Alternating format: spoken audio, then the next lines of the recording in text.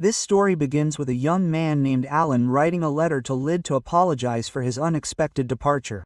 He is already on his way and is currently on a train heading to the northern lands. It turns out that the poor boy failed the exam to become a court sorcerer.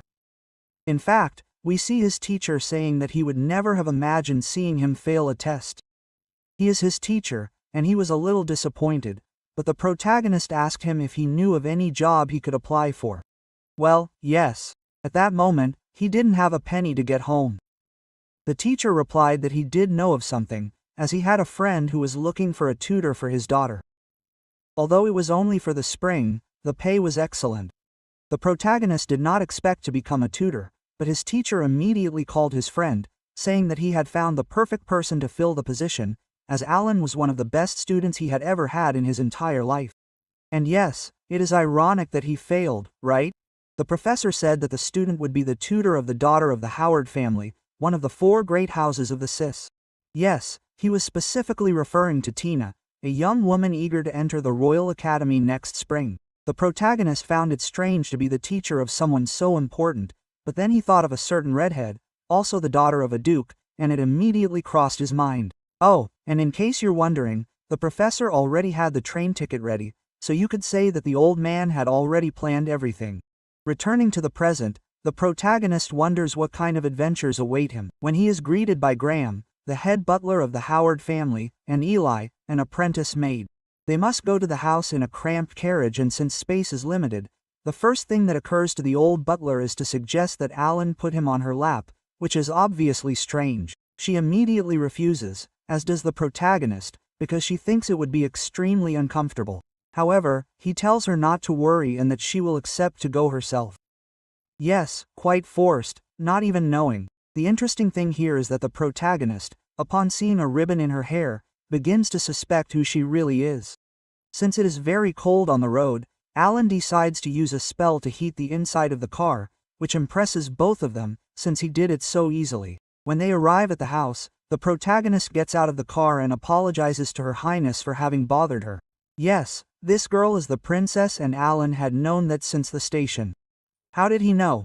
Because she clearly didn't look like a maid and the ribbon she was wearing was embroidered in gold, so it was obvious that it was Tina herself, his future Luna. She runs away in shame at having been discovered. The butler then invites Alan to enter the mansion. Oh, Graham also tells the real Eli that the tutor has arrived and to take his bags to the room. But the girl is so clumsy that Alan is the one who ends up saving the situation. He cheerfully says that everything is fine. The butler, however, is irritated because the protagonist, as his master had said, seems to be a natural ladies' man with young girls. Alan doesn't know what to think, but Graham, angry, tells him that it's time to meet the master of the house. This is how we meet Walter Howard, Tina's father, and a man with a lot of power. He thanks the protagonist for accepting the invitation and comments that since he spoke to the professor about the vacancy, the old man has not stopped praising Alan, as he believed there was no one better. He asks if he is aware that the job consists of being Tina's tutor for a while. And Alan confirms. Walter then gets angry with the teacher, because in fact Alan should not only teach her, he needs to convince her to change her mind about entering the academy. To give more context, Walter explains the family's situation. There are 4 duchies, and due to their invaluable help in the founding of the nation, many lands were granted to them in the north, south, east and west. The Howards have taken care of the northern lands for generations and have a strong military reputation. However, all of this seems to be ending with Walter. Tina lost her mother when she was young and he only has 2 daughters. Estella, the eldest, managed to enter the academy, but she is not very talented with magic. Walter doubts that she will be able to master the supreme magic inherited by her lineage, and Tina, on the other hand, has no ability for magic at all. Although due to her mana, she cannot cast even the most basic spells. Several of the best magicians have already examined her, but no one understands why. Walter believes that his daughter Tina is very brave and has a sense of duty asleep, as he chose to go to the academy to try to use magic, even though he could follow another path. Therefore, he hopes that Alan will understand the depth of the matter on his own. After some time, they arrive at an area where Tina has grown several plants based on the information left by her mother in several books. It is somewhat surprising, considering that these plants do not normally grow in that region, but thanks to the girl's research, this was possible. Walter hopes that Tina can stay and continue with this process, as he considers it to be something very valuable for the territory as a whole. The poor protagonist already realizes that this work will be much more complicated than he expected, and it is all his teacher's fault. He decides to tell Walter that perhaps his daughter should follow the path she wants. If she manages to use magic at a sufficient level to enter the Royal Academy, Walter will allow her to go. Faced with such a condition, the man responds that if that happens, the fairest thing would be to let her go. He promises the protagonist that if Tina succeeds, he will give the corresponding permission. Alan thanks him and in a way feels a little excited, as this is a rare situation.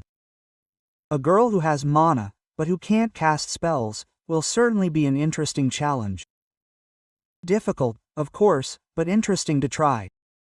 After that, a welcome banquet is held for Alan.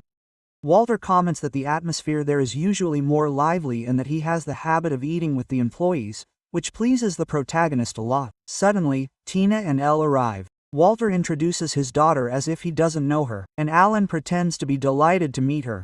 He even comments that he knows Eli and asks if she's cold because of the car ride, but Eli doesn't know what he's talking about.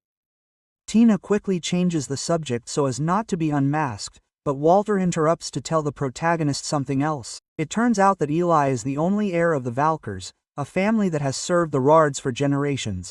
He wants the protagonist to teach her magic as well.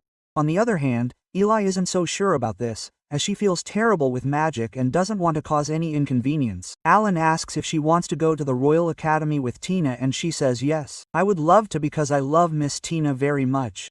The protagonist congratulates and caresses her, which makes both of them feel embarrassed. He then asks her to treat her informally and Tina and Walter agree. Suddenly, a black kitten appears and it reveals itself to be the relative of the professor who recommended Alan. And yes, his hand is mean.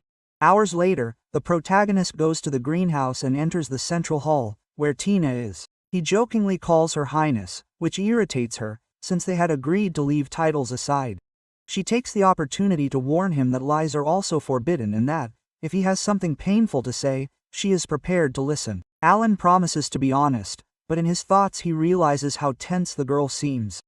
Certainly not being able to use magic hurt her feelings and created some insecurities. He decides to tell her that, for now, there will be no practical classes, but rather a written test. He takes the opportunity to explain that the entrance exam to the Royal Academy has a written part, an interview and a magical test. Tina really wants to learn magic.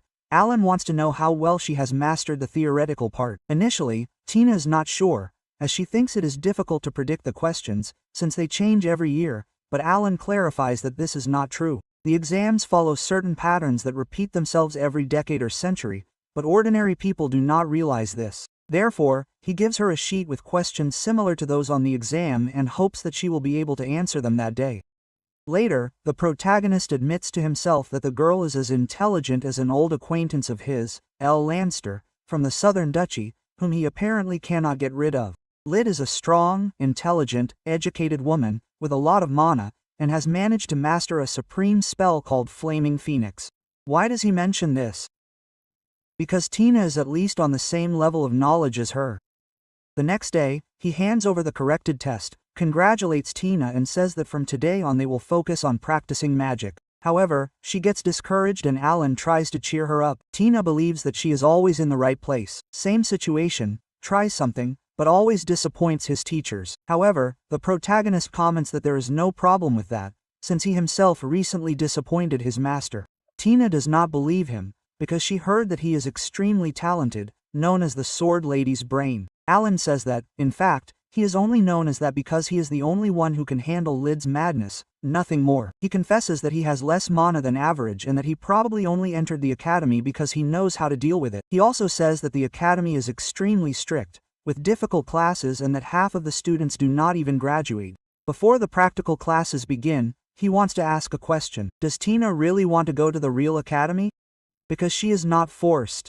She answers that yes, she wants to go and it is not because they are forcing her. Alan says that she has the option to continue studying her plants there, if she wants, but Tina says that she loves them, of course, but that she needs to tell him something. When she was little, her mother read her stories of heroes who used powerful magic, and since then, she has always wanted to do something similar. She wants to use the great magic, but the problem is that, According to the protagonist, there is no one else capable of conjuring it. Even so, it is necessary to try somehow, because as long as she is determined to move forward, she will be able to find the right path. Out of nowhere, the blonde appears, clumsy as always, and stumbles as usual. Now that everyone is present, Alan asks Tina to talk a little about the basic concepts. She explains that the elements are fire, water, wind, earth, lightning, light and darkness. All people are born with an affinity for one of these 7 elements. The Howard family, for example, specializes in water and wind, and can combine light to form ice magic.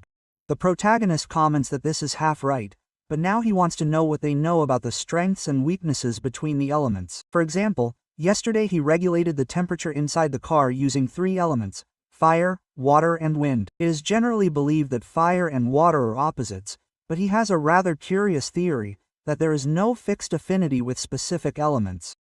Therefore, he wants everyone open their minds and try different elements. He asks Eli what kind of magic she can use and she answers that it is fire and wind. He then asks her to light one of the candles and then make some wind. How can she accomplish both tasks so quickly? The protagonist believes that she has a lot of potential, since it is not easy to use 2 elements in such a short time. The blonde does not think she is talented, but in addition, he thinks the opposite and hopes that she will be among the first places in the test. Now it is Tina's turn. The protagonist observes her mana flow and realizes that everything she is doing, from concentration to magic control, is perfect and of high quality. But again, the magic does not activate. Still, he finds it all incredible and knows that all that remains is to find out why the spell is not completed. He encourages her, saying that with enough practice she will be able to cast magic like this. And soon after he shows them a spell, lighting all the candles in different colors, leaving them impressed. Meanwhile, the redhead has just discovered through a letter what the protagonist is planning and she is not even interested, a little willing to forgive him. And that's how the first episode ends.